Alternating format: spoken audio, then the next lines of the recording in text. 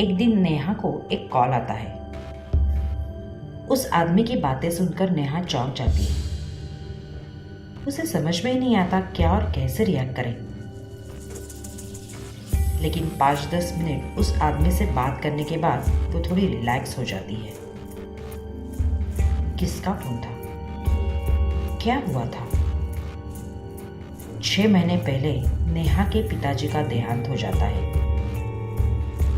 उसके कुछ महीने बाद नेहा की माँ उसे कहती है कि अब उनके पापा की जान से भी प्यारी कार रखने में कोई फायदा नहीं है।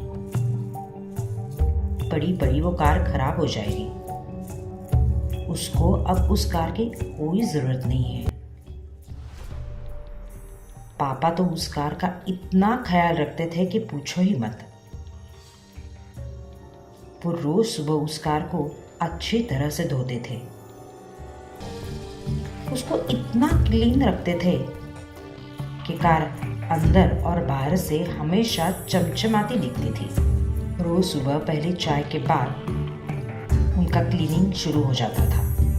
कार क्लीन करते करते वो उसके साथ बात भी करते थे। घंटा 1.5 घंटा ये सब होने के बाद वो उस कार को प्यार से स्टार्ट करते थे, उसको रेस करते थे। वो स्टार्ट को रेस करने की उनकी एक अलग ही स्टाइल थी। मानो उस स्टाइल में वो कार के साथ बात कर रहे हो। ये स्टार्टिंग का सिलसिला उनका हमेशा रात के 10 बजे भी चलता था। फिर बाद में उसके ऊपर अच्छे से फैंसी कवर डालते थे। उस पर कोई दाग धब्बा उन्हें बिल्कुल ही अच्छा नहीं लगता था।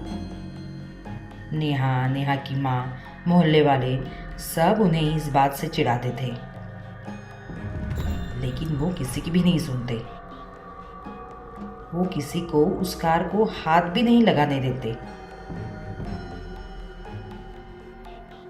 ये उनका सिलसिला सालों साल चल रहा है। रात को फिर से 10 बजे वो कार स्टार्ट करना, उसके साथ बात करना। उतना ही नहीं तो उसे थैंक यू और गुड नाइट कहना, ये भी उनका रोज का सिलसिला था। उनका वो 10 बजे का टाइमिंग इतना फिक्स था कि लोग अपनी घड़ियाँ उस तरह से सेट करते थे। लेकिन पिताजी के गुजर जाने के बाद सब रुक गया। फिर नेहा ने एक आदमी को माँ के कहने पर वो कार 15 दिन पहले बेच दी थी। उस कार की कंडीशन देखकर उस आदमी ने खुशी खुशी वो कार फटाक से ले ली थी। और आज 15 दिन बाद उसी आदमी का नेहा को कॉल आया था। वो बोल रहा था 2 हफ्तों में 6-7 बार रात के ठीक 10 बजे गैरेज में खड़ी हुई कार अपने आप स्टार्ट हो जाती है। उसके लाइट्स ब्लिंक होने लगते हैं। गाड़ी का एक्सीलेटर मानो कोई प्यार से दबा रहा है। एक स्पेसिफिक आवाज़ उसमें से आती है और 2-3 मिनट के बाद अचानक सब बंद हो जाता है।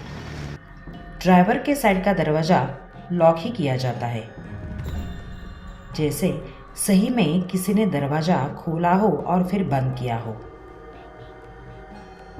मैंने 2-3 बार बाहर जाके देखा भी,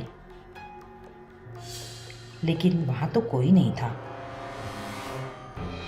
मैडम आप डरिए मत, मैं आपको डराना नहीं चाहता, लेकिन मन में एक ख्याल आया कि आपके पिताजी का अपने कार से बहुत ही अच्छा लगाव था, इसलिए शायद वो ही। लेकिन मैं इस कार को बेचूंगा नहीं।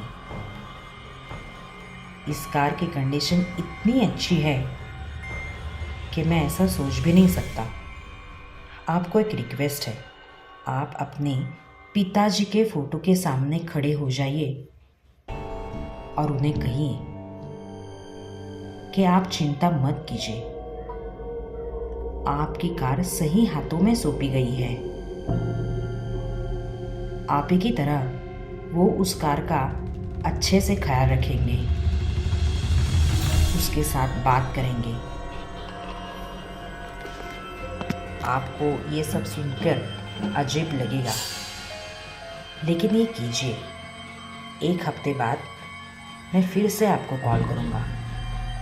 उस आदमी के कहने के बाद नेहा ने इस पर बहुत सोचा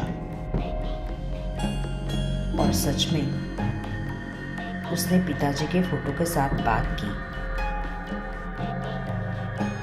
1 हफ्ते बाद उस आदमी का कॉल आया और उसने कहा, इस हफ्ते में गाड़ी रात के 10 बजे ऑटोमेटिकली स्टार्ट नहीं हुई, ना ही किसी ने रेस की, ना ही उसके लाइट्स ब्लिंक हुए। लेकिन अब तो वो ये कार पहले से भी ज़्यादा स्मूथ चलने लगी है। आपके पिताजी खुश हुए हैं।